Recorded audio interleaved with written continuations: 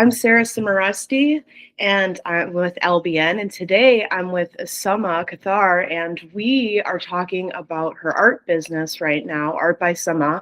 And yeah, she's been doing this for a really long time, and just kind of want to pick her brain about her processes and yeah, what she's working on.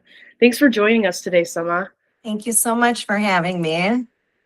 So I was watching this interview with you, and you talked a lot about how you incorporate emotion and memory into your abstract paintings, and that's a very like particular process. It's sometimes hard to describe, but I just yeah, I wanted to know a little bit about how you pick memories. If you have an example that you can share with us, and how you were able to translate that over to a piece. Yeah, so that's a great question. So, my whole process is all intuitive. So, even sometimes the memories that pop up when I'm painting come up, right? Sometimes when we're just present, we'll all of a sudden start visiting memory lane. So, even the memories are not quite chosen, and it's not like I'm depicting a specific scene, but it's just a feeling. So, for example, I have a piece in my living room that is really hard for me to let go. And I titled that Home because I, when I was painting it, I was remembering home when I was a child. But then as I was painting it, it also was giving me the sense of what home means now. So it was kind of bouncing back and how things shift. So really, it's what the feeling of the memory carries, and that will sort of guide the process. So does it feel heavy? Does it feel light? I have work also, from grief, from my loved ones that I still, think about. So all those things go into play, the color that I choose, the pressure, the movement, the layering of the work. And it's really the feeling that comes with the emotion. And I just let that sort of act as the compass for the work. That's really like an intuitive kind of process, and I think that so like what would you suggest for somebody that's like, let's say they have like a lot of really heavy like angry kind of emotions, and they're like they don't even know how to begin because like abstract's very some people overthink it.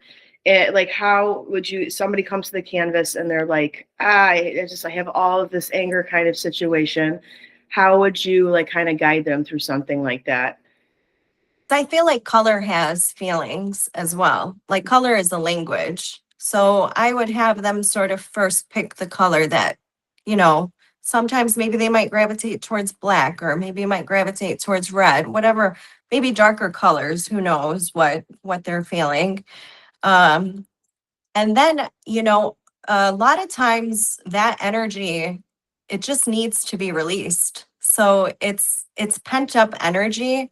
So it's really the more that they put into it. So if it's more pressure or more movement or all of that is just going to be released or transferred. So I think it's important to help them facilitate that and to let loose, just if somebody, for example, like some people, if they want to punch a pillow, like they get that energy out, right? Yeah. Use the props around you too, like it shouldn't just be a brush, it could be any tool.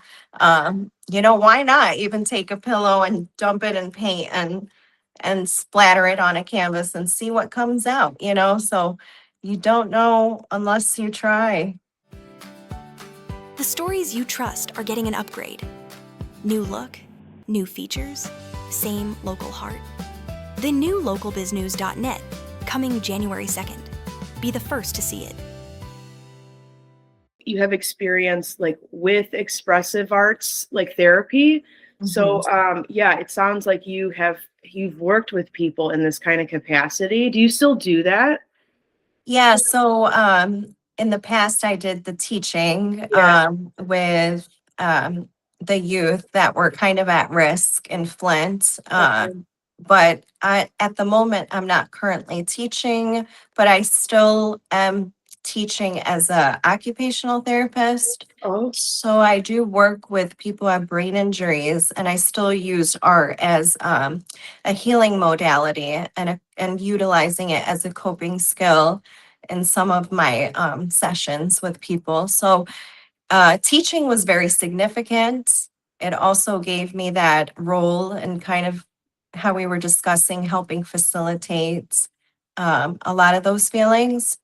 But I'm still applying that to the current work that I do. that's incredible. And the brain is an amazing tool. And when it's injured, there's ways to heal it that we don't even know about half the time. So it's cool that you're trying to figure that out and tap into that with people. I can tell that being connected to like the artistic community at large is important to you. In this day and age, it's really hard to be connected, but then also like carve out this space for yourself to create. So I love to ask artists, like, how do you do that? Like, how do you prioritize, but then also, just make sure you're showing up? Yeah, so that's very important. So, like you said, there is that time that you need to be able to kind of be present, without any external distractions, just you and whatever it is that you're planning to work or create, whatever process that you're in. So I do think that that's important in terms of not only finding inspiration, but like you mentioned, the creative process. But then once the work is complete, there is that third phase, which is sharing and Mhm. connecting and having community. So I do, I am part of some communities, exhibits. I love to talk to other artists or creatives, just whatever their inspiration is or whatever I'm working on as well. Because I do think that inspiration is the experiences that we live, the people that we see, um and so that balance is very delicate. You do need to have both. They're both very critical, both very crucial, but being able to kind of delegate those time frames to where you need. Sometimes you might need more time alone in some parts of your life, in some moments of your life, and then other times you need more of the connection and community. And I think everything has a purpose. It's like some moments in in your artistic career, you have to have that slow time to develop, and then other times is when you're kind of expanding and blooming and growing and reaching and influencing and all those additional things that comes along with connection and community as well. So, what is how when's been the last time where you've kind of like hunkered down on a project? So do you have like a studio at your home? Like how do you do that? Or like, kind of where you go inside your art world? Yeah, so I'm very grateful. I do have a space in the house where I've created a studio. And so anytime that I do need to just go ahead in the studio, revisit certain works. I try not to rush works either. It's really important to sometimes I do feel like some work even takes years to complete, that you might need to go to a certain place to gain some insight and come back and revisit, to not push things so much as well. So yeah, I do revisit, some pieces in the studio. I like to work on multiple projects at once. I don't like to kind of stay in just one project, so I'm bouncing between works. And so my studio has like a bunch of works all around. So whatever I'm feeling in that moment, I kind of just go towards there and gravitate to what I want to mess around with at that moment. That's very cool. Yeah, no, I hear you on things can take years. I'm somebody that's like, I've always been in a production mindset from not just an artistic, just content, right? Yes. And so I think that there's this feeling that we need to just get things out there, make decisions, put it out, and just have this whole production line. And I think sometimes people forget that, like, you can hold on to things and keep seeing them from different lenses as time goes on. And that's a lot of discipline, I think, to like kind of carve out that space for those projects. So I love that you're talking about that. Ready to shine a spotlight on your local business? Share your story and let us showcase what makes your local business extraordinary. Fill out our interview request form to register for a free exclusive interview where we'll dive deep into what sets your business apart and why it's a must visit in the community. Don't miss this chance to amplify your brand and connect with your audience on a whole new level. Connect with local business news today.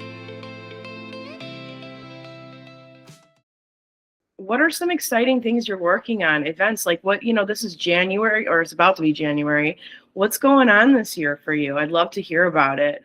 Yeah, so I'm glad you asked the question about kind of having the alone time. So really my focus is going to be producing some body of work.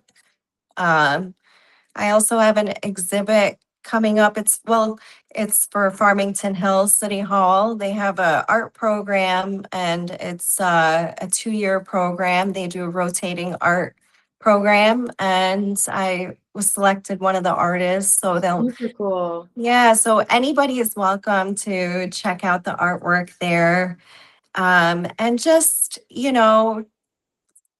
really, I want to focus on production of work this year mostly, and some exhibits here and there. So that's kind of my focus for 2026.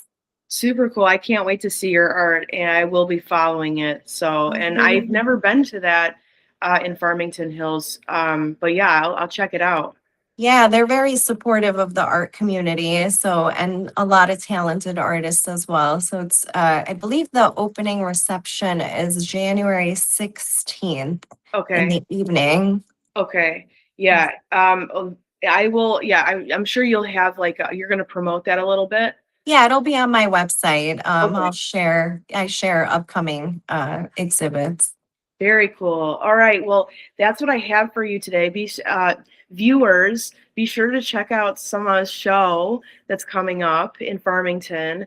And yeah, just check out her art and what she's working on for the rest of the year. Thanks so much for meeting with me today, Samah. Thank you so much. I'm grateful.